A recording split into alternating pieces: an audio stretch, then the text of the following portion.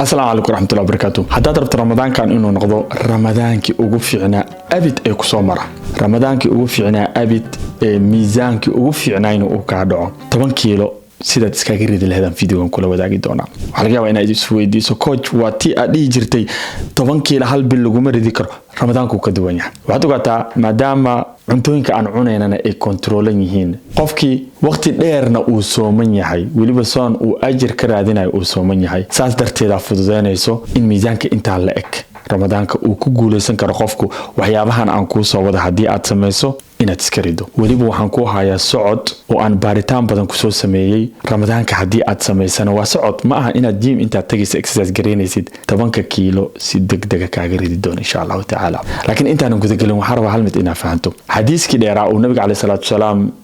kaga hadlayay amal walba la sameeyay inuu niyada ka yimaado inamal a'maalu binniyat oo Umar soo warinay damaadkiisa waxaad ku arkaysaa xadiiska nabiga inuu leeyahay faman kana hijratuhu lidunya yusibuha aw imra'atin yankihuha hijratuhu ila ma hajara ilayh qofku hadii ramadaanka uu ku soo dhaweeyo ama yadadiiladiisa ay noqoto inuu miisaan iska rido inuu ramadaanka kadib ciida dhar qurux badan xirto inay dhaxda u yaraato waxaad ogaataa laba khasaaro kugu dhacayso khasaarada koowaad waxay kaaga dhacaysaa wixii ramadaanka loogu talagalay focuskii dhana ka dhumaayo ilaa wuxuu ugu talagalay inuu reset ku sameeysid qulubtan 11 beri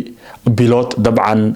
xariga goosatay inaad soo celiso quraan akhriskaaga inaad soo celiso jameecada inaad naftaadi ku xirto kuwaas oo dhan dariishada ka baxayaan laakiin si kana aad u hesho kana aad ugu guuleysato waxaan nafteeda in naftaadaba kugula dardaarmaa cabsida Ilaahay subhanahu wa ta'ala iyo ramadaanka inuu noo noqdo bil cibaado usan noqonin bil weight loss dadku inta badan ramadaanku waxay jeceliin inuu miisaan ka dhaco laakiin markay bisha sii dhamaanayso natiijada ugu weyn ay ka dhaxlaan waxa way inuu miisaanku soo kordho ma ahan soonku inuu san shaqeynaynin oo sida hadda aan ku sheego 10 kiilo iyo lagu ridi kareynin mana ahan hadalkan si fiican u dhageyso cuntooyinkeena Soomaalida inay dhibaato qabaan dad badan waxay aaminsan yihiin maadaama maanta dhan aan soomanahay habeenkii bariis iyo pasta aan ku afuraayo miisaan igama dhacayo dhibaatada ugu weyn ee haysato waxay tahay maqribka kadib waxa dhaco hadii aad hooyo tahay caruur haysato shaqayso mashquulna ah sidoo kale aabba hadii aad tahay shaqeeyo waqti dheerna shaqeeyo dabcan aanan time badan heli kareenin talooyinka maanta aan kula wadaagayo waa talooyinka abid noloshaada wax ka bedeli karaayo aamin waliba waxaan ku siin doonaa qoraal diyaarsan oo aan ugu talagalay afurka iyo saxuurta cuntooyinka aad cuni lahayd waliba sida aad u bedelan lahayd ramadaanka hadii la gaaro waxaan kaloo kula wadaagaa sidoo kale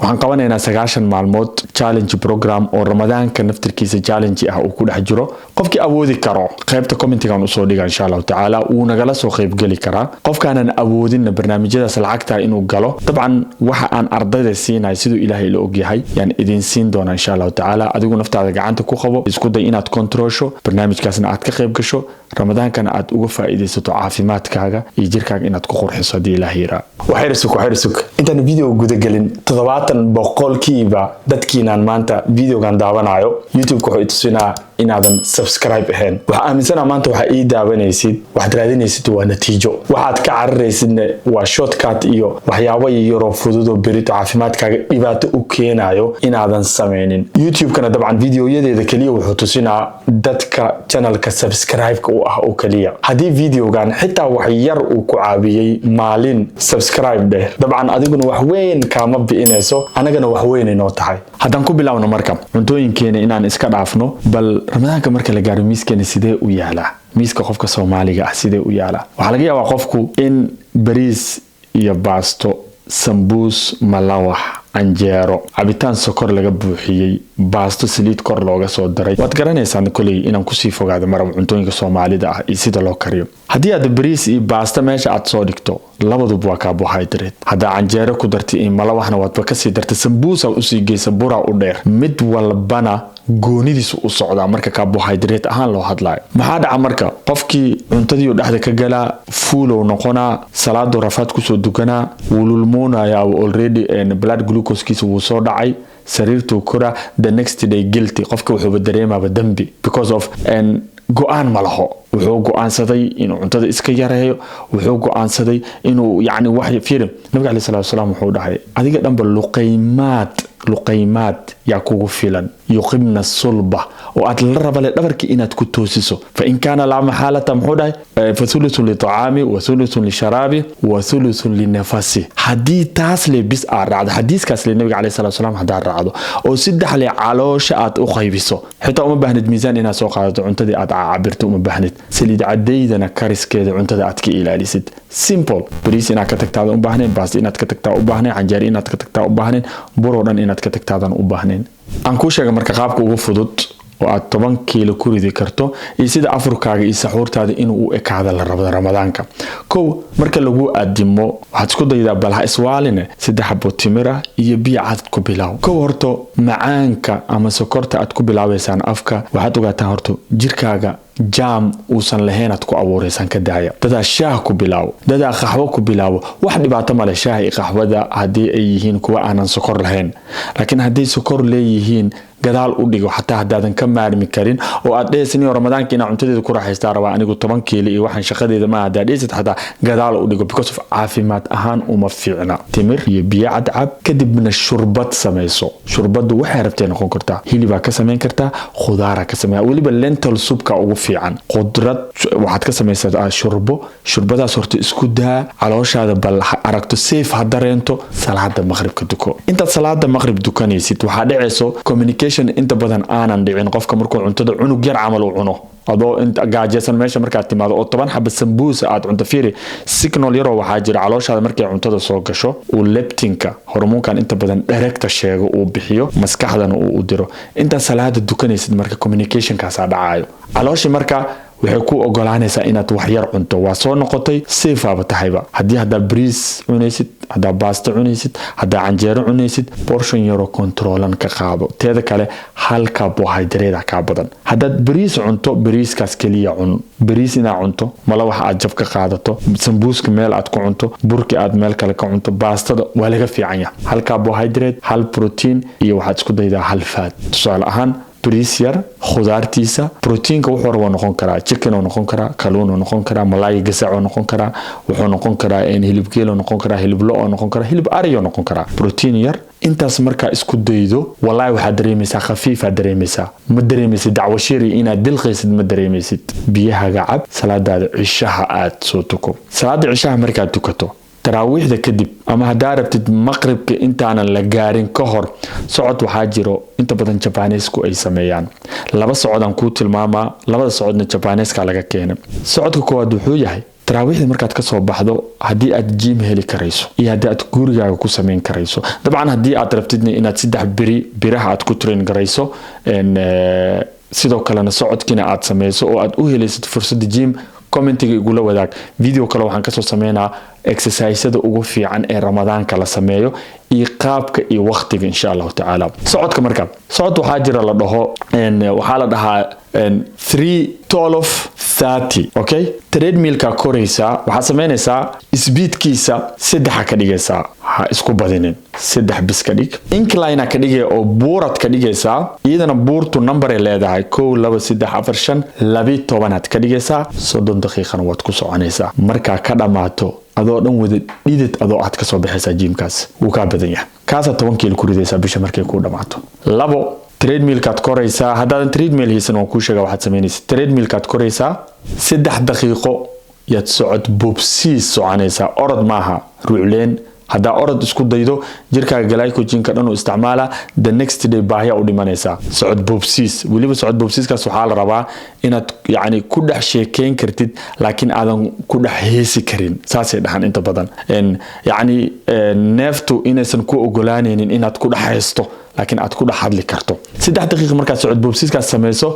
3 daqiiqo waxaad ku xijinaysaa marka socod caadi ah haddana saas ku wadaysaa 3 daqiiqo 3 daqiiqo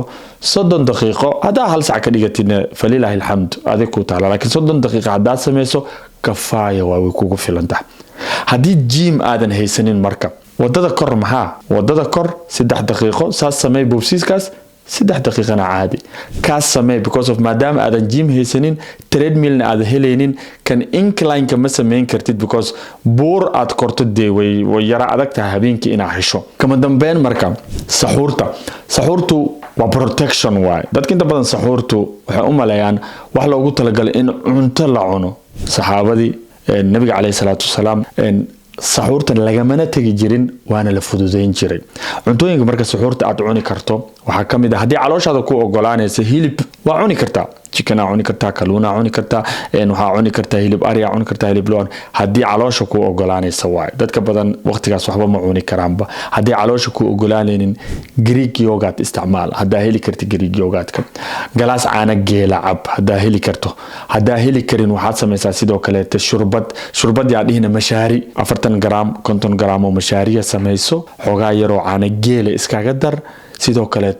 ka ilaali sokorta hadaa macaan u baahatid cala aqal hal qaando malaba ku dara waxaad kale sameyn kartaa ukun 4 xabo ukun cuni kartaa 3 xabo ukun cuni kartaa ukunta saarta u sameeyso laakiin saliida aad ku dareysid ama olive oil ha noqoto ama ha noqoto saliid dabka iyo birta aad ku kala ilaalinayso yasan noqon saliid aad ku shubto ukunta hadhooti laga dareemo timir biyaad ku soomi kartaa waliga waxa ogaataa mealka ugu muhiimsan waa mealka afurka waay kaas hadii aad xijiso protein fat carbohydrate isku dheeli tiran aad cunto kaasa kugu filan kan dambe waa protection yacni waad isku xijaabaysaa le the next day ila 6 saac ila 7 saac inuu ku celiyo le bis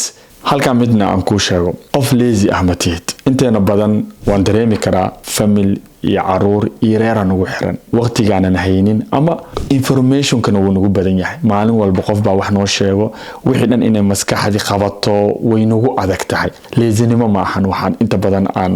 goolalkeena iyo waxa aan rabna aanan u gaareynin waa inaan busy nahay waa inuu waqtiga nagu yar yahay hadana aan rabno inaan caafimaadkeena ka shaqeyno waxaan soo gabagabeynaa videogan jirkaaga ama baadigaagan aad arkaysid waa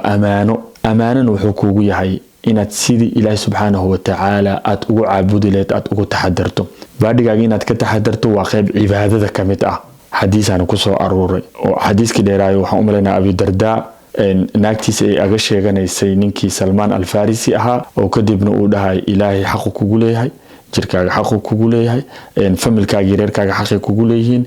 jirkaaga xaq kugu leeyahay ku jirta xadiiska jirkaaga xaq kugu leeyahay inaad wasaqda ka ilaaliso inaad qashin walba ku shubin inaad cudurka ka ilaaliso inaad dhaqaajiso inaad dhididka ka saarto inaad caafimaadkiisa ka taxadarto taasaan inta badan cibaadada fududeyso inaad salaada si wanaagsan aad u dukato inaad caafimaadkaaga ka taxadarto qof yacni nin walba ninku ka aalmiita badan yahay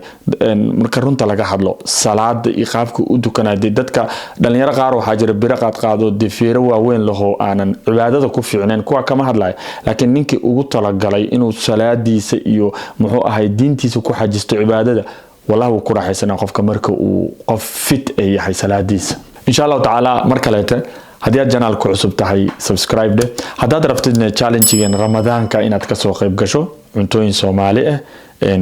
challenge miisaan cayiman la iska ridaayo sidoo kale tan qaybta commentiga ugu horeeyaan idin soo dhigaa walaalka ku sabriye assalamu alaykum warahmatullahi wabarakatuh